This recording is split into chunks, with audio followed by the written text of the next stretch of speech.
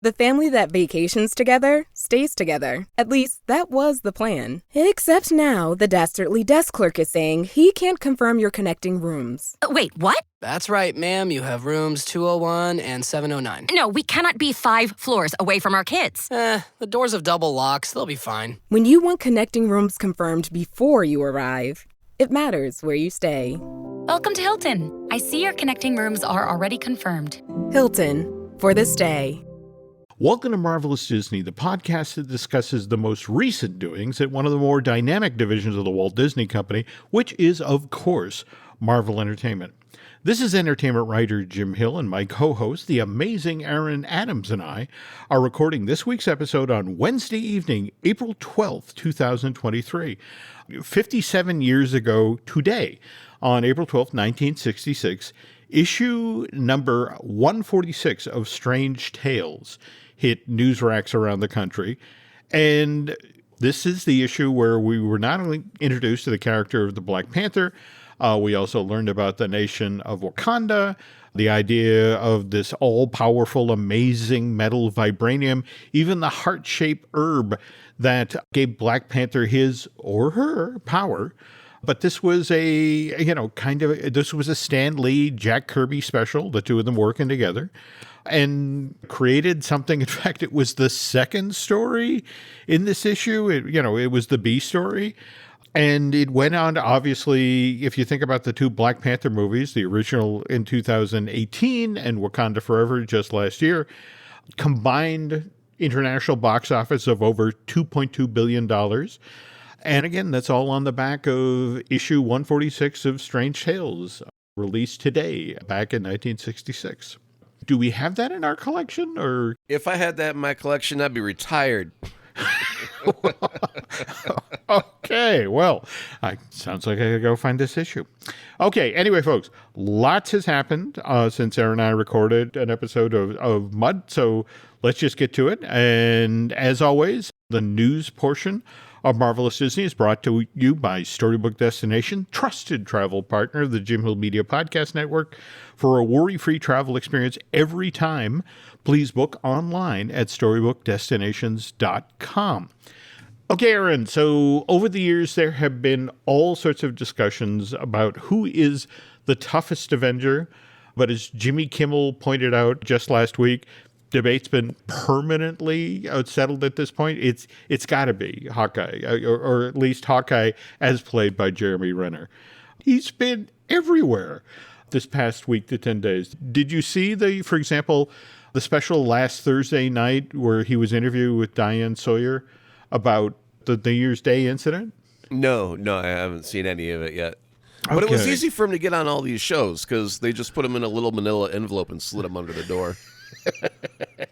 he was there for him in the morning. Hey, what the hell? How we put Jeremy Renner in the... You can do that because he's okay. No, I know. It's poor taste. It is, but again, you can't get away with that joke. All right, cool.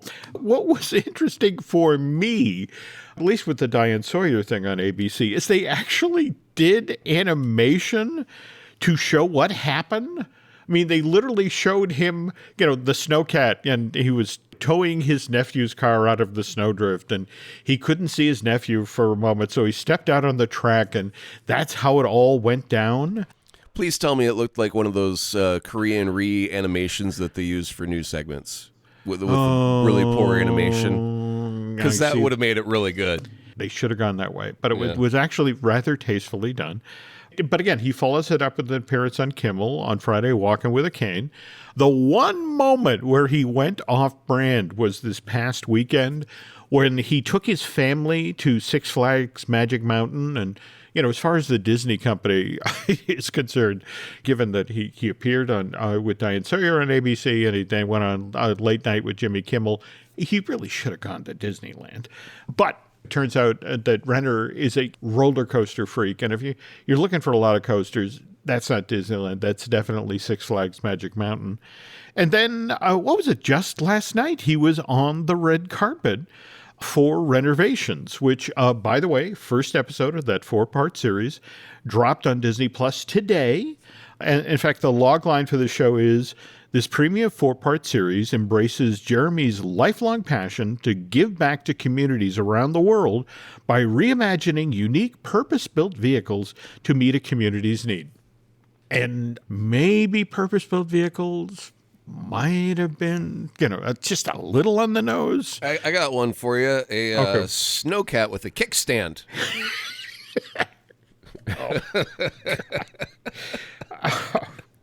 All right. Well, Renner actually bears no ill will to this 14,000-pound snowcat that rolled over on him and then broke 30 bones in his body. In fact, he doesn't blame the manufacturer for what happened. He readily admits this whole incident was his own fault. It was operator error. And in fact, at last night's premiere, there was a reporter who asked him about his snowcat, and Renner joked, I just have to learn to drive it better. You put it out. We can make fun of this now because we seem to be on this side of it. I would say the dude's got a couple of bucks he can afford to pay someone to operate for him. This is also worth considering. And in fact, I wonder if Mrs. Renner is having that conversation with him. Yeah, she's like, I'll be damned if you get back on that thing. You know that neighbor that we don't like? Have him get on it and do the plowing for a little while. Okay. Now, by the way, speaking of Disney Plus, which again is where Renovations just debuted, we finally got a full-size trailer for Secret Invasion. Did you get to see that? I did. Okay. And I'm not fully on board with that yet. It hasn't quite grabbed me. It looks interesting. Okay. Of course, I'll end up watching it. Mm-hmm. But I'm still waiting for the thing that makes me go, oh my goodness, this is crazy. Whatever they're doing here. Okay. I think, there's some shows that have really found their groove. Like Mandalorian seems to be on a whole new level than it was ever on seasons 1 and 2 right now. And I'm kind of wondering, it's each Marvel show seems to be its own personal identity. How do you find a groove if you only get one season? That is interesting. It's hard for a crew to gel, right? Mm-hmm. Well, now, while we were away, I don't know if you saw that there were some hints that it looks like Moon Knight Season 2 is, in fact, going forward, which would be great. On the other hand, Secret Invasion, which debuts on Disney Plus June 21st, logline is, in Marvel Studios' new series set in the present-day MCU, Nick Fury learns of a clandestine invasion of Earth by a faction of shape-shifting Skrulls. Fury joins his allies, including Everett Ross, Maria Hill, and the Skrull Talos, who has made a life for himself on Earth. Together, they race against time to thwart an imminent Skrull invasion and save humanity. What we know so far out ahead of Secret Invasion, 6 episode total. Series ends on July 26th of this year. And had the Marvel stuck with its original release date for this summer, July 28th, there would have been only 2 days between the end of Secret Invasion, the limited series, and then the Marvel's theatrical release date, which has been Kevin Feige's dream all along. The whole notion of, you end a limited series and then you go straight into a theatrical release, to the effect of... Like the next week? Yes, that's it, exactly. Now, The Marvels is going to be released to theaters on November 10th of this year. And The Marvels has moved a lot. It actually started off life, it was going to be released July 8th of last year, then it got bumped to November 11th. Then for a time it was slated to go into theaters on February 17th of this year, and as we mentioned, July 28th and then November 10th. Want to stress here that this was never an issue of film quality. There were obviously some pandemic-related delays in this production, but it's just like hundreds of other films and TV shows that have been produced in Hollywood, Atlanta, and London over the past 3 years. What did you think of the trailer? Now, that one was a lot more fun. That one, immediately had a wow factor to it. Mm-hmm. It still had its own original feel. I like the way that the characters looked on screen. Like, Monica Rambeau's got her white costume. It's stark black and white. Okay. Her character looks completely different from Miss Marvel. Mm-hmm. And also looks completely different from Captain Marvel, right? They all have their own personal identity. And I'll tell you, Milan Vellani, I think, is the one that, like, every time she showed up on screen, you could see the enthusiasm, the oh wow factor, and that enthusiasm, I think, was infectious. But at the same time, I have to say, it was so much fun to see her mom and dad again. I'm really looking forward to that part of the show again as well. And also the Flurkin kittens. I mean, that's printing money. We were just talking about release dates here. Had the Marvels stuck with its original July 2002 release date, the notion was from that last scene of Iman and Carol Danvers switching places in her bedroom. Supposedly, the show was supposed to have ended on a Tuesday on Disney Plus, and that very next Friday, The Marvels was supposed to have opened in theaters in July of 2002. Again, this is Kevin Feige's really does want this to eventually happen. So wait, he's tried to link up The Marvels to both Miss Marvel and now Secret Invasion within a week? This is his dream. You create an event. They did that with X-Files in the 90s. It's not like it's a big, huge, super mystery conundrum wrapped in a riddle, wrapped in an enigma that has to be solved. It's been done. It's not that hard. What you have to do in that situation is either commit to a date, and I get that, if Marvel and Disney decide they want to make something better, that means you just have to sit on the other thing that's done a bit longer before you can release the other thing that's supposed to be paired with it. I get what you're saying. I guess the other issue here, and we've talked about this, with the budget cutbacks and the production slowdowns that Disney has asked Marvel to take, honestly, at this point, Aaron, it's looking like it's going to be another couple of years before the planets align the way Kevin Feige hopes. And he gets to do this for Marvel fans, creates this show. Limited series ends on Tuesday. Movie that continues. The story arrives in theaters on Friday. And just that level of excitement that supposedly will help drive the box office. And the folks at Marvel Studios are really eager to do this, because if you've noticed what happened at the box office just in the past week or two, what with John Wick 4 and the Super Mario Brothers movie, both of them overperforming, people are getting comfortable with the idea post-pandemic of going back to the theaters. That they're, if it's an event, they'll go. Given what went on with the box office for Ant-Man and the Wasp: Quantumania, Kevin's looking to create some events, because we're now on the far side of Ant-Man and the Wasp ending its theatrical run. In fact, they just announced that later this month, the digital version of Quantumania is going to be available for purchase on April 18th, while the Blu-ray and the DVD hit store shelves on May 16th. But there's a number of folks at Marvel right now who are looking at how Quantumania ultimately did at the box office, and it currently stands at $212 million domestic, $216 million overseas for worldwide total, $261 overseas, for $474 million worldwide. And if you compare that to how the original Ant-Man did back in 2015, where domestically it did $180 million, overseas it did $339 million for $519, or for that matter, how Ant-Man and the Wasp, the sequel, did in 2018, where it was $216 domestic and then $406 million overseas. What's genuinely concerning the folks at Marvel is there was literally, it's like they cut the box office in half compared overseas. It's just, for some odd reason, audiences did not turn out for this, to see Scott Lang in a third film. And it's just sort of like, what happened there?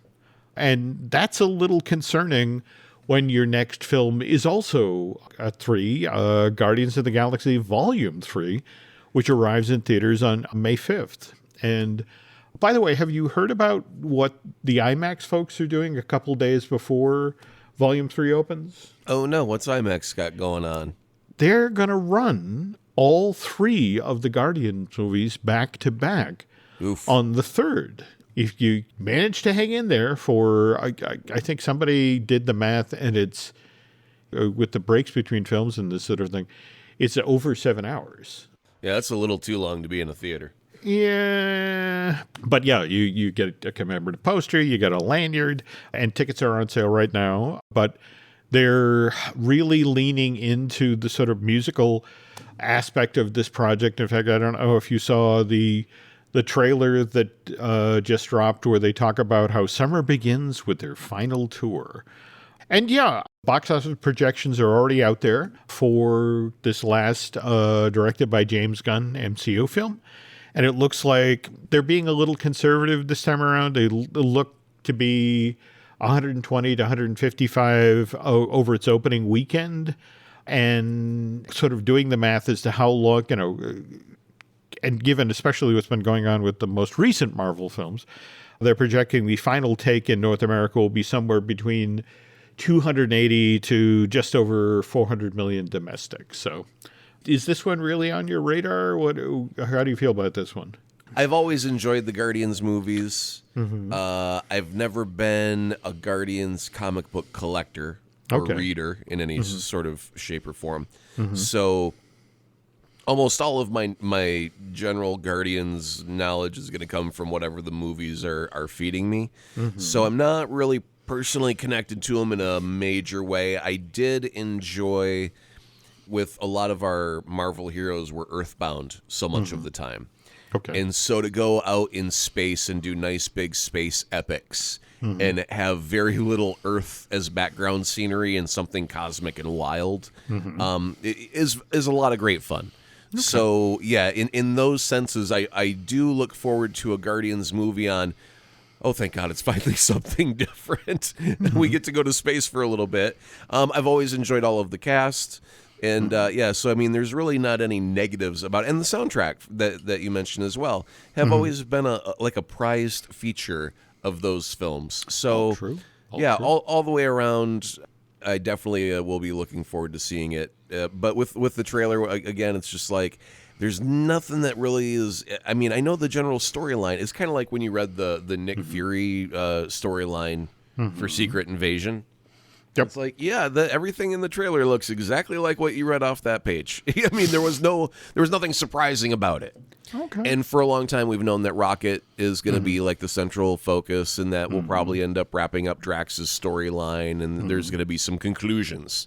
And it looks like it's leaning all in that direction, and it looks very pretty and poppy and colorful. God, the colors. The primary colors of the spacesuits when they're doing that little space jump scene, it just looks like bubblegum on screen. It looks great. Okay. But speaking of things you're looking forward to, where do you stand on Deadpool and Wolverine, which, by the way, evidently is finally going to go before the cameras on May 1st? In that instance, anything that Ryan does, if Ryan Reynolds is attached to it, it's worth watching. I'll give my money right there just because he's a funny dude. I mean, Free Guy and things that are not Marvel related have just been great. Okay. I would love to see him mess with Wolverine in a way that Fox never could. Well, it's interesting you say that because there is now an official log line out there for the Sean Levy film. And it is a weary Wolverine finds himself recovering from his injuries when he comes across a loudmouth Deadpool who has time traveled forward to heal his greatest pal in the hope to befriend the wild beast and to team up to take down a foe they both have in common. And who's the foe? All we've got right now for casting info is a lot of the folks from the original two Deadpool movies are coming back. Karen Soni is going to be Dopinder. Leslie Uggams is coming back as Blind Owl. Likewise, Marina Baccarena is back as Vanessa. Stefan Papnik is going to be back as Colossus. But what's interesting about the whole time travel aspect of it, supposedly Owen Wilson is going to show up as Mobius, and we're also going to get Miss Minutes rolling in for some aspect of this thing. So I'm kind of intrigued by that. Yeah, I don't know how big of a part Miss Minutes is going to end up playing, considering she's an animated clock. There we go. But yeah, it'll probably just be a pop up here and a little. I don't want to say a glorified cameo, but I don't see her running around on adventures with Logan and the boys. But kind of intriguing about the time travel aspect. Oh, yeah. That supposedly goes before the cameras May 1st. On the other hand, production has been underway in New York for a full month now on Daredevil Born Again. And I don't know if you've been seeing any of the photos that have been coming off of the set, but Vincent D'Onofrio just did an interview with Newsweek where he was talking about how this version, Daredevil Born Again, is going to be very, very different from the Netflix show. To be specific, here's the pull quote. We've only just started shooting. I think we're a couple of weeks in, and the show is going to be, like I said, very, very different from the Netflix show. And it's so exciting because what we're doing is quite something. I think that it's something that people are not going to expect. But always with these Marvel old comic stories, when they're revisited and reinvented by us actors and the writers, the main thing is to answer the fans, to give them what they want, but to try to be original in some way at the same time. And that's what we're doing on the show. It's definitely an original way to look at this, and it's really deep, really emotional. Apparently, they gave the Kingpin a cape and the ability to fly. No. That's not it at all. I wonder, are they trying to separate themselves in some creative way? Are they really going to try and stand apart from what they've already done? Are they not going to claim it at all?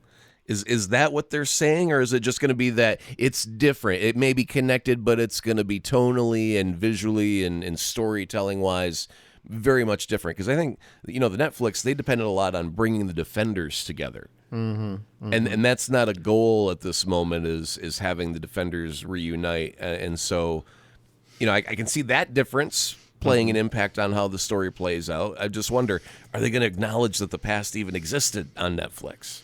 I've heard from a number of different sources that Kristen Ritter, who played Jessica Jones, is coming back.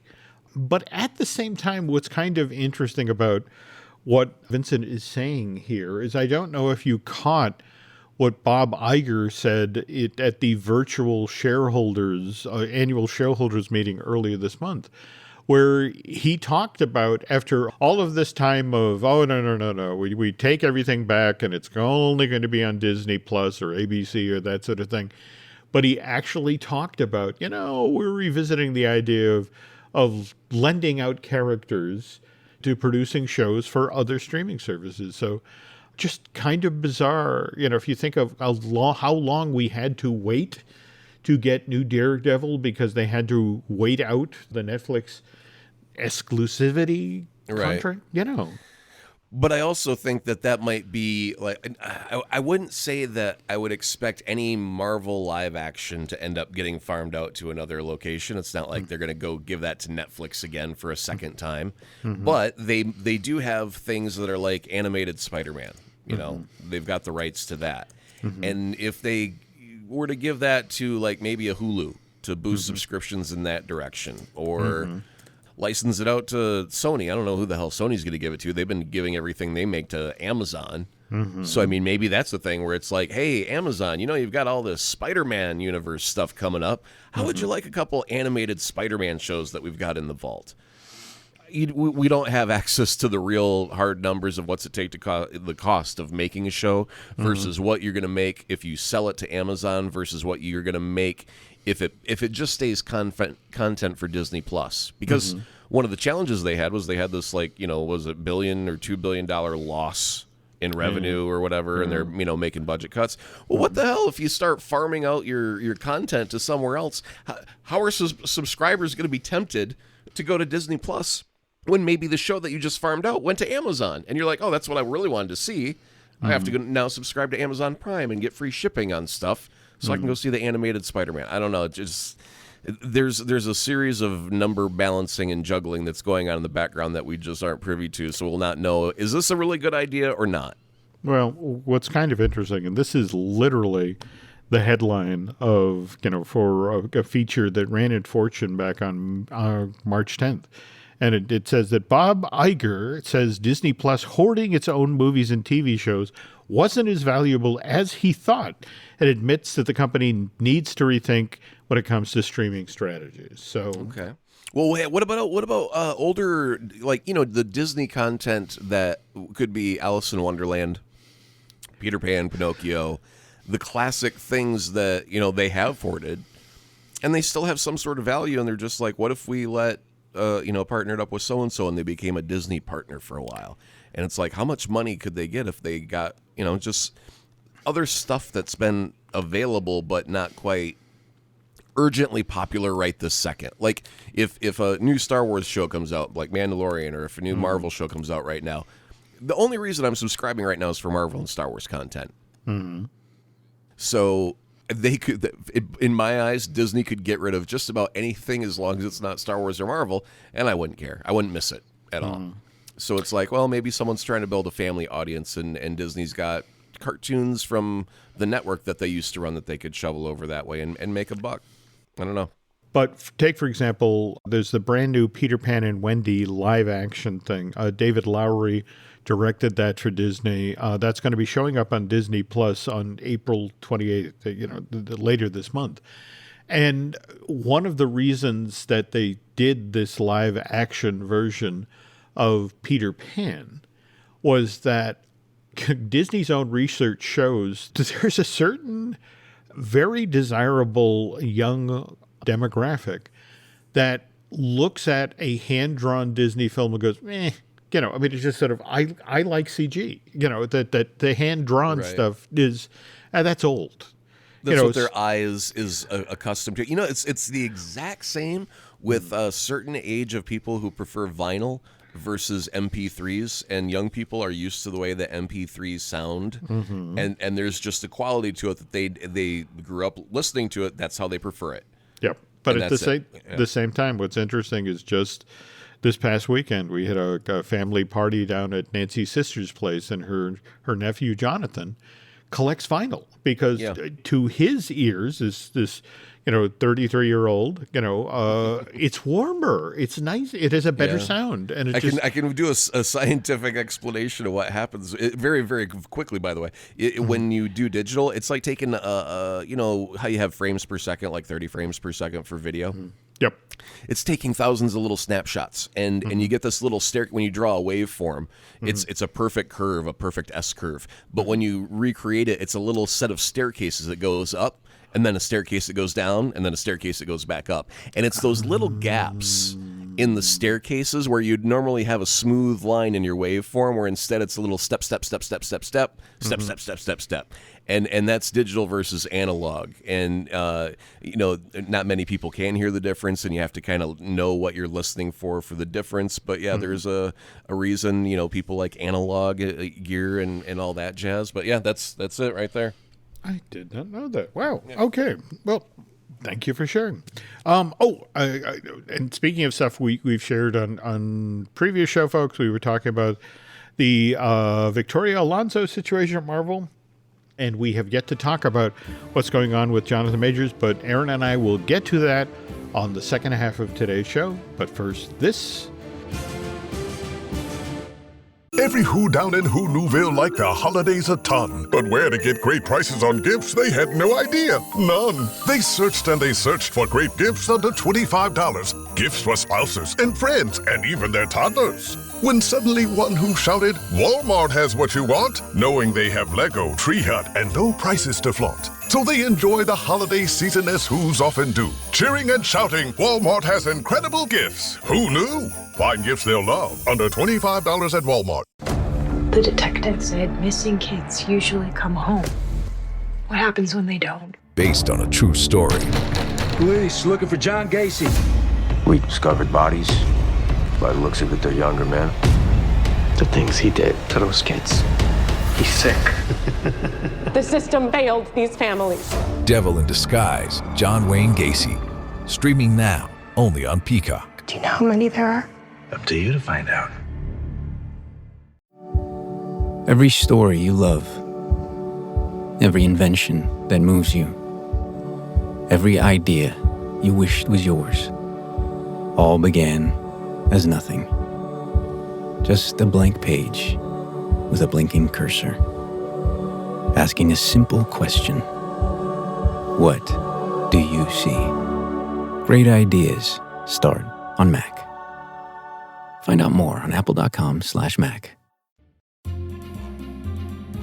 On our last Marvelous Disney, I was sharing information that friends at Marvel had handed along to me. It's like, oh, the Victoria Alonso situation. No, things are fine. That it's just a misunderstanding. And, we're all happy and she's going to go find another job. In fact, that we suggested that there was a possibility she was going to join James Gunn over at DC. And boy, that all went south after we recorded that show. And so while you were away traveling, you made a quick stop by the dirt farm to gather more dirt. What'd you find? Well, first of all, Victoria has gotten herself a lawyer. Ooh, that's not a new job. No. The Patty Glazer, who, in fact, what's kind of interesting is the story that has now come out is that Victoria was the producer of this film was actually nominated for the Best International Feature Film at this year's Oscars. It was Argentina 1985. And the story that's come out now is according to the employment contract that Ms. Alonso had with Disney, it prevented her from working on projects for any rival studios. And what's interesting about Argentina in 1985, it was produced in part by Amazon Studios. And it then was released through Amazon Prime Video back in October of last year. And there were those who, it's like, okay, this is the reason that Disney used, or the excuse that Disney used to push Miss Alonso out the door, that this is actually more about what had been going on with the effects work on Black Panther, Wakanda Forever, likewise Ant-Man and the Wasp, Quantumania. I think on the last show or earlier shows, we've talked about how they were so far behind on Wakanda Forever, they actually had to pull people off of Quantumania to come work on that Ryan Coogler film. Right. And there were those folks who insist that then drove up the budget when they had to immediately pivot and throw all sorts of bodies at Quantumania in order to make their February release date. So this was kind of the last domino. So Disney supposedly used this as an excuse, this Argentina 1985 situation as an excuse to let her go and then step in and try to fix the mess over at Marvel Studios in regard to what's been going on with the effects and all that. And Patty Glazer has pushed back really hard in regard to this, that Alonso signed an amended employment agreement. So this shouldn't have been an issue. So the thing that's especially troubling about this is, well, first of all, Victoria was somebody that Disney happily trotted out whenever there were issues with the LGBTQ community, because she was a very prominent out person and, was very comfortable in her role at Disney. And more to the point, Disney was so proud of their association with Victoria. She had a memoir that was supposed to be published by Hyperion. Possibility is your superpower. It was, you could literally have gone over to Amazon and advanced ordered this thing. The other thing, frankly, is I just wonder, the whole notion here of she was in the middle of award season, trying to get, Argentina 1985 to win an Oscar. And remember, we talked about Disney's effort in regard to, let's get Angela Bassett an Oscar for Black Panther Wakanda Forever. And it's like the whole notion of, we're all pulling in one direction here except for Victoria. Yeah, but her project had nothing to do with Best Supporting Actress or Best Actress or any of that. It was all for, was it special effects? Yeah. I guess if they're running against each other for special effects work, that might be a little bit of a downer that way. But in some instances, in all, fairness, so to speak, James Gunn is being, employed by DC right now and Warner Brothers. Yep. You couldn't get more enemy-like as far as an employer. And they seem to be still on fairly good terms. Yeah. So I think it has to be, just a touch more than, maybe she was doing a side project. And, maybe they gave her we're not going to give you our blessing, but we're not going to, we'll look away and just not bring it up because it's not going to take up too much of your time. But then if it does affect other projects, if you see, she's working late in the office and it's not your show that she's working on, it's like, hey, what the hell, man? Come on now. That's an interesting point. Well, at this point, folks, I think we all need to sort of sit back and between what Patty Glazier, this lawsuit she's filed against Disney and Marvel, it's going to be interesting to see if this actually makes it to trial or some sort of settlement further on down the line for Ms. Alonso. And speaking of ongoing legal matters, we're now going to pivot to talking about Jonathan Majors, who was arrested on Saturday, March 25th in New York following a domestic dispute. And the charges that went down were strangulation, assault, and harassment. But this got very, very complicated very, very fast. I want to say after Majors was arraigned the following day, Sunday, March 26th, his lawyer basically said, look, Majors completely denies assaulting this woman. In fact, that he was the one who called the police on March 25th out of concern for her mental health, and that they would release some text messages that would show that the victim herself admitted to using physical force on Majors. And sure enough, on March 31st, these text messages were made available to the press, but New York has yet to withdraw the charges.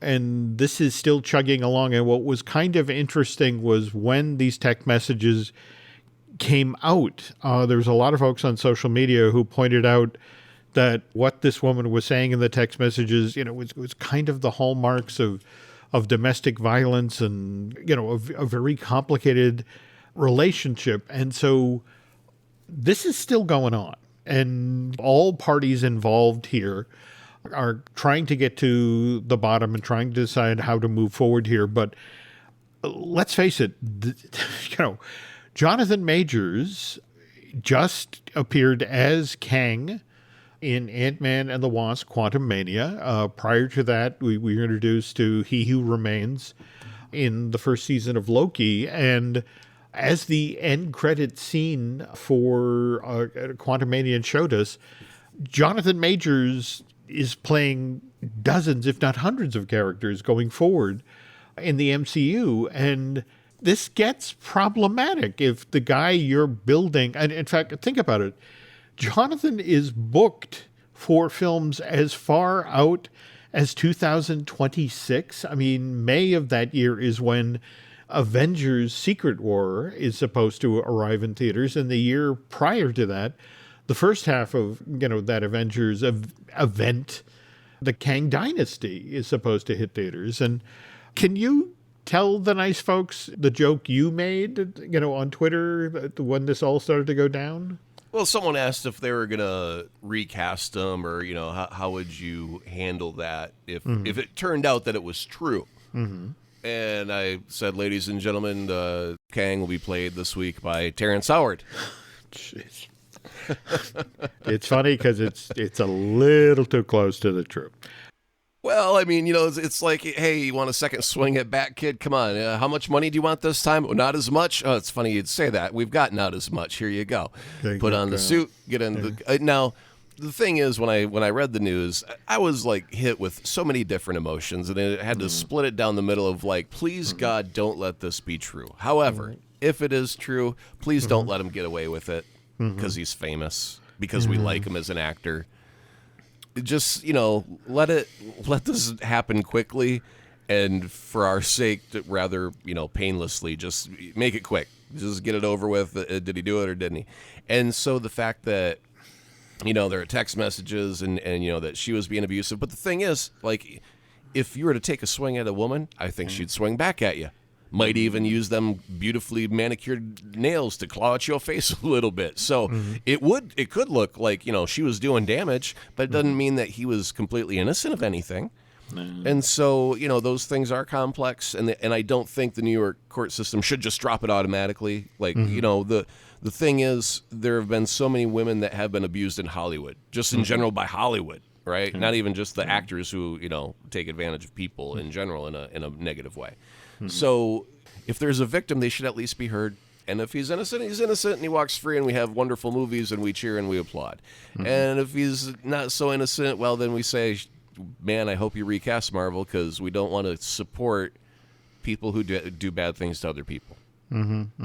By the way, speaking of, Hollywood and its treatment of women, these past weeks or so when I've been traveling the West Coast, I finally got to see She Said, the Maria Schrader film about the Harvey Weinstein thing based on the 2019 book. Wonderful movie. Did a great job. But speaking of movies, as we mentioned earlier in today's show, Ant-Man and the Wasp: Quantumania is going to be released digitally the 28th of this month. When they announced that, they put a poster up on social media, and a lot of folks immediately noticed that, whereas the theatrical release poster very prominently featured Jonathan Majors, the poster for the digital release of Quantumania, Jonathan Majors is nowhere to be seen. Like someone took Microsoft Paint and just put a bunch of white splotches all over to kind of blot him out?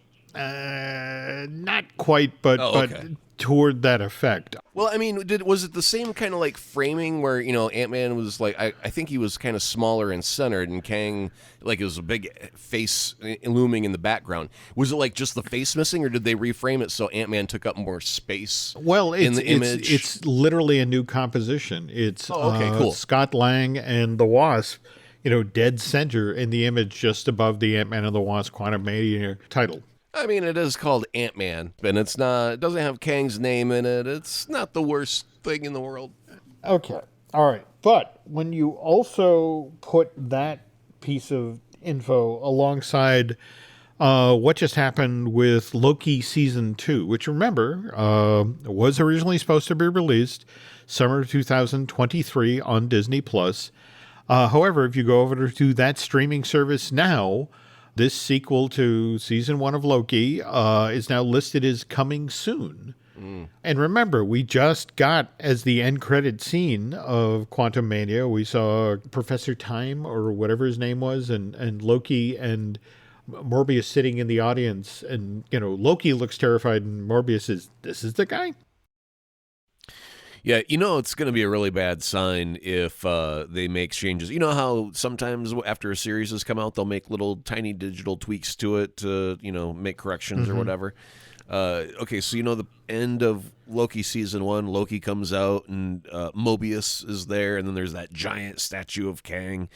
So, yeah, what if they change it and Loki comes out and he's like, oh, Mobius, thank God you're here. Look, it's a statue of Jeff the Conqueror. And we don't have the Kang dynasty anymore. We have the Jeff dynasty coming to a theater near you. Summers 2026. Well, worth noting here that the current scuttlebutt is that Loki has now been pushed, or Season 2 of Loki has been pushed out till September of this year, which again gives us a couple of months to see what happens with Mr. Majors and whether or not the charges get dropped and whether the parties settle. It will be interesting going forward here. I did hear that all upcoming Marvel series will now be equipped with roller skates, so it's easier to push to a different date. It seems to be a trend, man. Okay, there we go. Totally changing the subject here. I have so been enjoying what you've been doing with 32nd Street, because I just have a fascination with advertising. And seriously, folks, if you're not paying attention to Aaron's brand new podcast about the world of advertising, 32nd Street, you're missing out on some great stories. What are you discussing this week? This week on 32nd Street, we are doing ethics in advertising. I didn't realize that I even had ethics in advertising. Apparently we do. We discuss things that you can and cannot do. And some things that you can't do, but you do anyway. Like subliminal advertising is illegal. But if you go look at a Coke or a Pepsi machine, if you look really close in the ice, you'll see silhouettes of naked ladies. It's true. I used to work at a radio station that had a soda machine right next to my office, and one of the fun things was to watch people just stare at the soda machine for a very long time, and be like, "What you staring at?" And they're like, "Nothing," and then they would walk away hurriedly. I don't even know if they knew what they were doing, but we had a long discussion. Like several people knew, and we would point out to it, and yeah, it's a thing. Next time I see a soda machine, I'll have to check that out. Yeah. Oh, where can folks find you on social media these days? Still digging a ditch over at Twitter. Just look me up at Azaprod, AZAPROD. Got it. Speaking of which, you can still find us on Twitter and Instagram as Jim Hill Media, and over on Facebook as Jim Hill Media News. I also want to point out we do a couple of other podcasts here at Jim Hill Media. We, of course, do Disney Dish with Len Testa. Likewise, we do Fine Tuning with Drew Taylor. That's our animation news podcast. And I will be recording a brand new Looking at Lucasfilm with Brian Gahn fairly shortly. If you could do Aaron and I a favor, if you could head over to Apple Podcasts and rate and recommend, well, not just the show you're listening to right now, Marvelous Disney, but also 32nd Street. That would be very helpful. And let's see, if you really, really, really like what you heard here today, if you want to head over to Bandcamp and subscribe, that would be cool. And I guess for now, that's going to do it for Marvelous Disney's. Again, apologies that it had been a while between episodes. That's my fault, not Aaron's. I was traveling and aboard the Halcyon, which, again, Mr. Test and I will have to talk about at some point. But I mean, it goes to a whole different galaxy. It takes a minute to get there and back. It does, and then they lose your luggage, but that's another story. All right, anyway, thanks again for listening, folks, and Aaron and I will be back soon.